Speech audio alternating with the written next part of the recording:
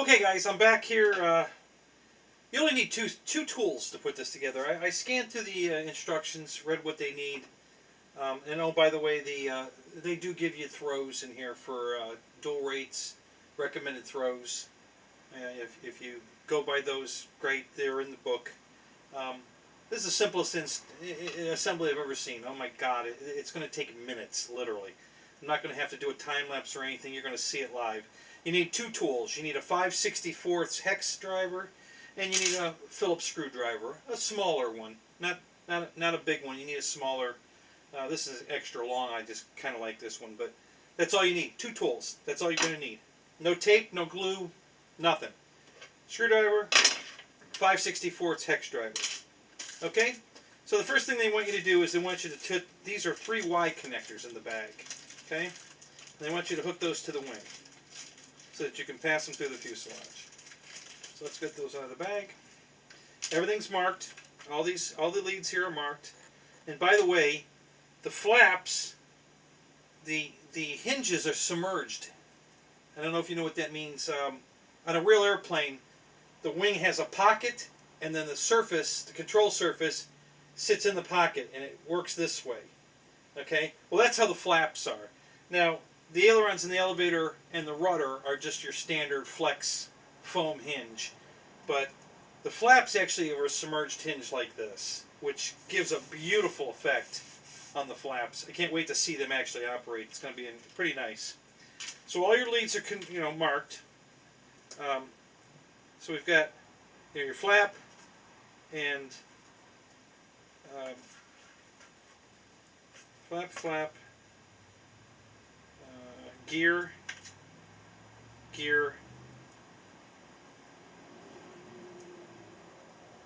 and then there's 2 that are not marked. Obviously they're the ailerons because we've already established the gear of the flaps.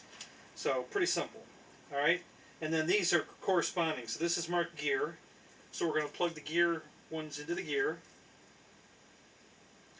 Now obviously guys, brown to brown, orange to orange. Make sure you keep your color sequencing codes correct. If you flip it brown, it won't work. And the other gear is Snap-o, and we're done. Okay, so now all the Ys are installed.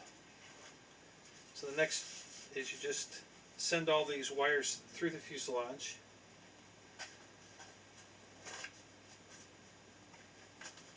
Like this. Let's pull the canopy off.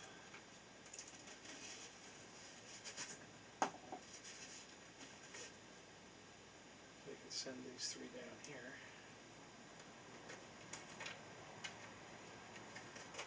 Okay.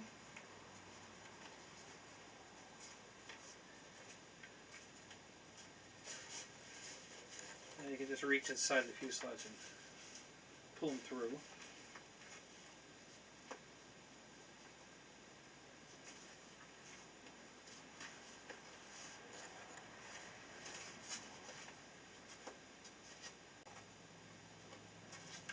Okay.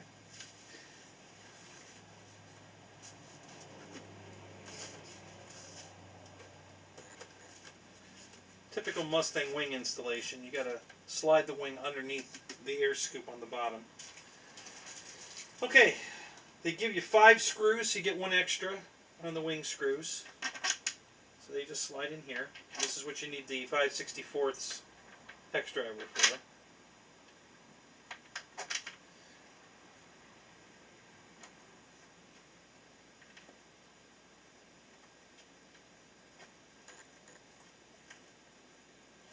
Don't over tighten them. It looks like they've got some kind of a plastic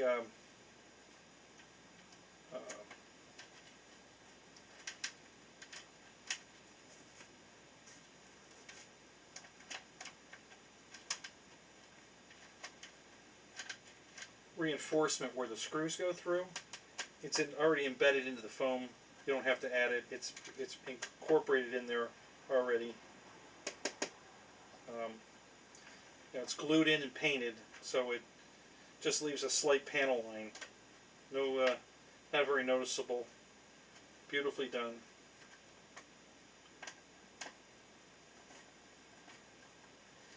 a little trouble getting one of the screws started. Let's get the spare screw. Let's try the other screw too, just for shits and giggles.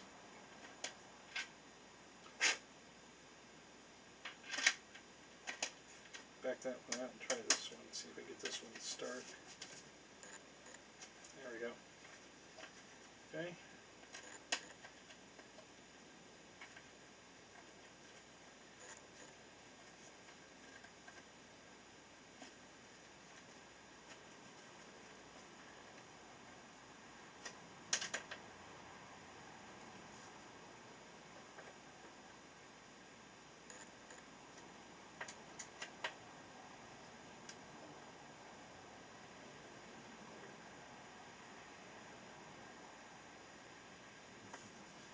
Okay, that's it. Wings on. So we'll turn this over. I'm just going to stuff all the wires back inside and put the canopy back on just to clean it up.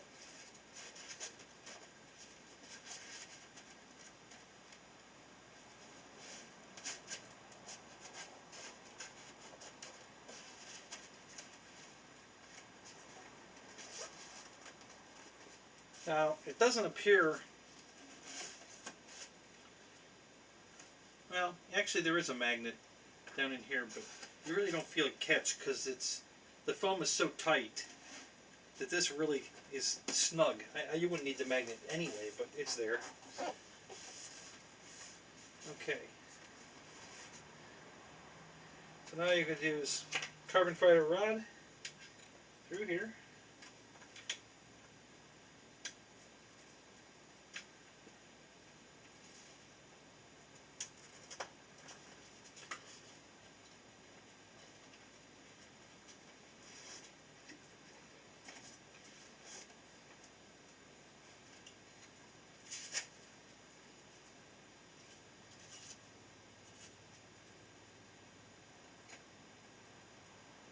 Obviously the control horn goes down,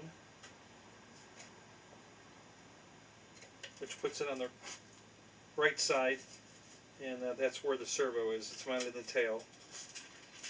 Okay.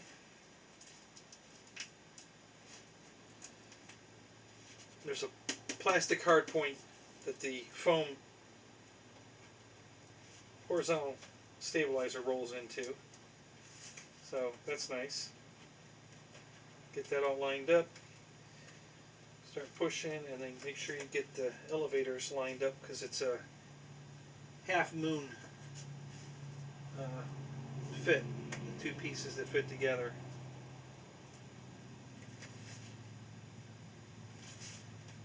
And you just push them all the way in. You'll see the holes line up.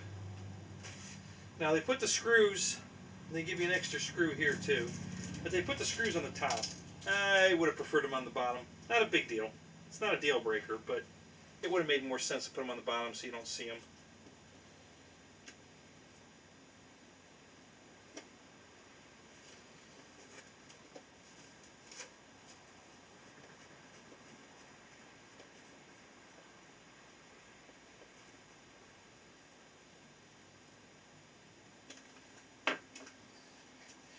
They do give you one extra screw for the tail surfaces. So you get one extra wing screw, and you get one extra tail surface screw. I don't think you'll ever need it, but that's what they give you, in case you lose one.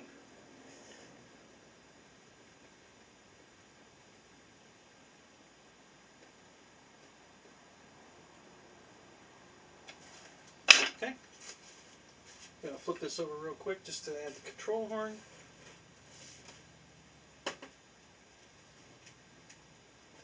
They show everything in the outside hole, outside of the servo, outside in the control horn. So that's what I'm going to do for now.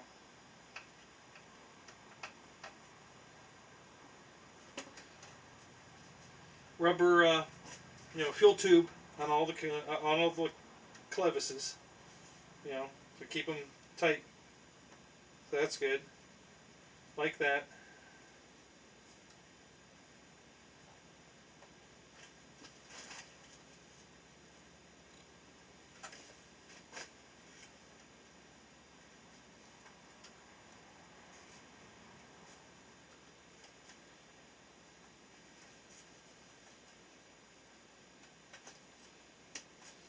that on, snap it on, slide the fuel tubing up, and we're done. Just got to put the prop on. So the prop has a hex shaft and a hex in the back of the spinner. So you just line the hexes up, push it on. Balance your props, guys. I don't care who you're talking to. None of these props on anybody's airplanes come balanced. None of them. Balance your props. A lot of people put them in, they put the plane in the air, they hear this funny vibration. Oh, it's okay. That's not okay. Balance your props. Believe me, it makes a huge difference. The performance difference alone, just because of the prop's not working efficiently if it's not balanced. And that extra vibration that's sent through the whole airplane is just bad for everything. So balance your props. It only takes a minute. I'm gonna put it on just for displaying now, but I'm gonna balance my prop. Okay, and the only thing left is the 2 screws and then the prop nut right here.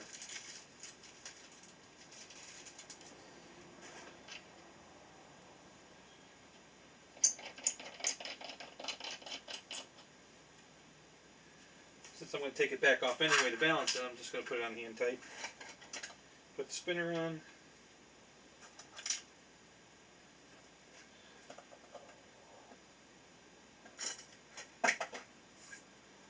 Oop.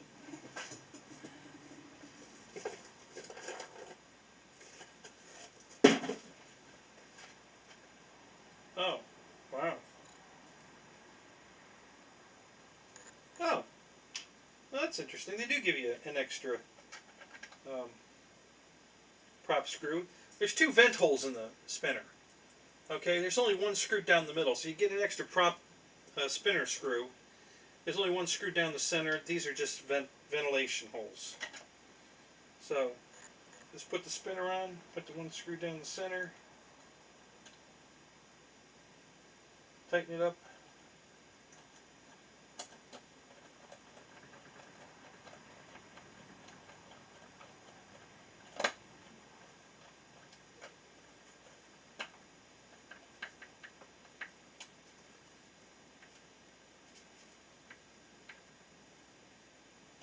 And that's it. Done.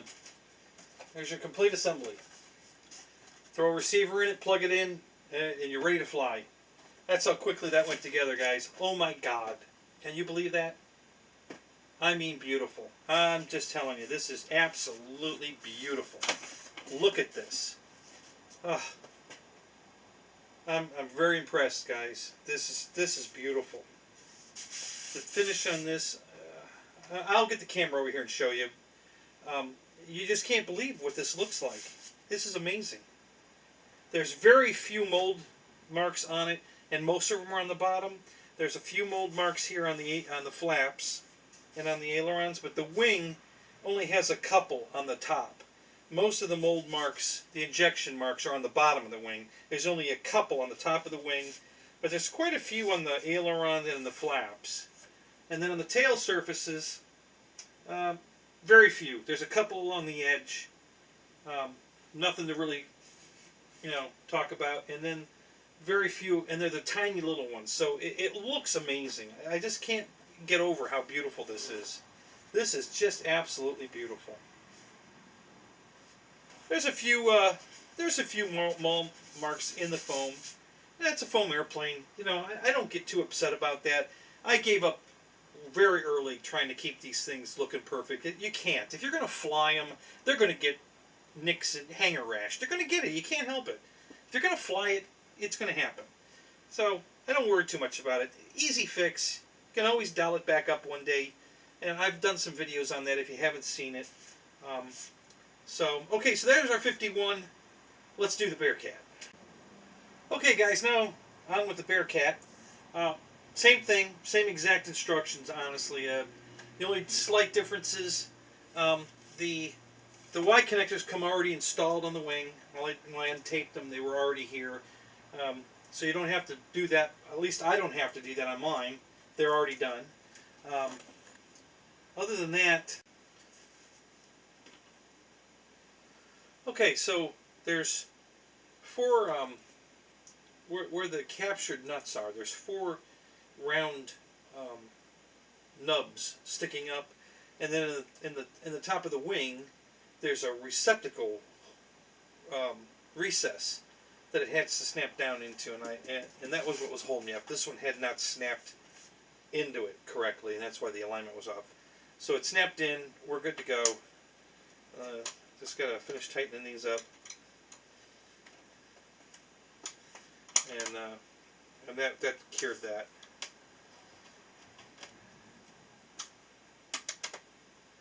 Which makes it impossible for the alignment to be off. I mean, if you snap those in place, everything has to line up. So that's beautiful. All right. So now the final thing is to put the prop on. Now, I was test fitting it here. Let me show you what you got here. This is pretty cool. This is just like the Horizon plane. The Corsair, the 1200 Corsair. That's the one with the green stripe on it, similar to the orange one in here. It's got the green stripe on the fuselage and on the wings. And I do love that airplane. I have it. The prop hub is a fake prop hub, just like the one Horizon uses. And it goes around the propeller to give it that, scale effect, like it's a, variable pitch prop, So, same as the Mustang, got a hexed shaft on the motor, and the back of the prop adapter is a hex. So you put the hex over the shaft.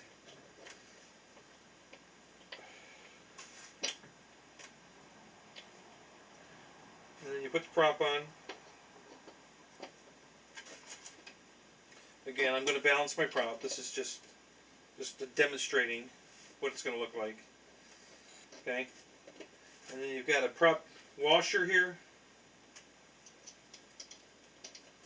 And then there's this giant prop nut, which has a couple of holes in it to stick a tool into to tighten it up.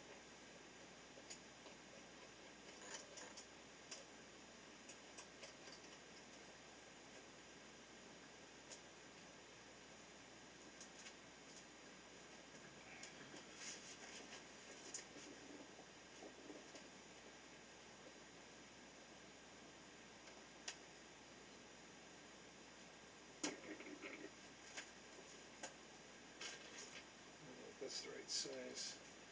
Yeah, close enough.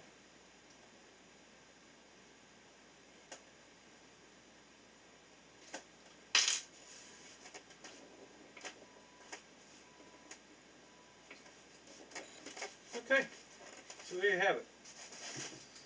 And that's number 2. Done. Snap that back in. And there's your Bearcat. I'm telling you guys, this is beautiful. Wow. I mean beautiful. Alright. So the only thing left now is put the radio in it.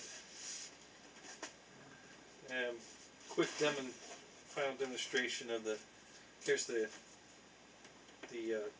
drop tank.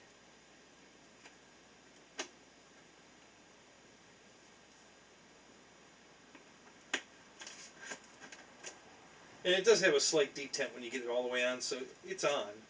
But again, it can't fall off as long as the plane's moving forward, because the air pressure is going to keep it on. Okay guys, so here's the finished product. Here it is on its gear. If I pick it up here like this,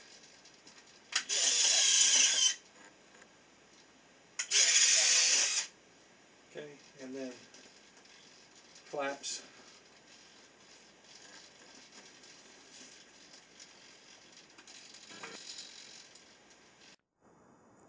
Okay guys, so here I wanted to get you a close-up on this foam so you can see what I'm talking about.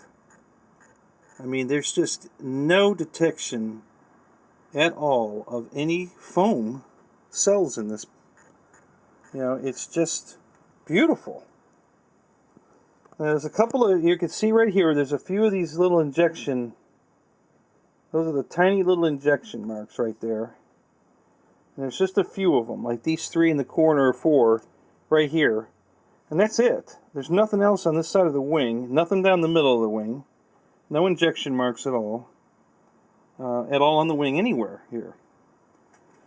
You know, now here's some riveting detail back here around the elevator, and same thing. No injection marks, no foam detection. You know, maybe well, right there in the black, you can kind of see a little bit of foam celling in the black, but the silver hides it beautifully. You can't see it at all in the silver. I don't know if we can get any cockpit detail. It's got an interesting instrument panel. You know, it's kind of cool. Not bad. Scale pilot, nice looking pilot. You know, he's the right size for the plane. He's definitely an American pilot. And he's got his Mae West on. You know, no silver goggles, not black ones. So yeah, he doesn't look like a German pilot like they put in the 1400 size. And then look at here's the paint on the. Let me zoom in here. You know, just look at the paint on this. It's just beautiful. And here's some more riveting on the tail surfaces. There's one injection mark right there. And here's on the top of the. There's a few injection marks on this one. Those aren't foam cells. Those are injection marks. Let me see if I can get that to focus on there. There's a couple injection marks here. Another one there. So now here in the blue here, you can see some foaming in that one right there a little bit. But that's just because of the way the light's hitting it. You know, if you get it in the light differently, it disappears. You know, see like here. Now in here you can't see any foam because the light's not directly on it. They're hidden very well. There's some more inspection panels, exhaust ports. I think it has the same instrument panel in it. Let me look here. Maybe not. It might be different.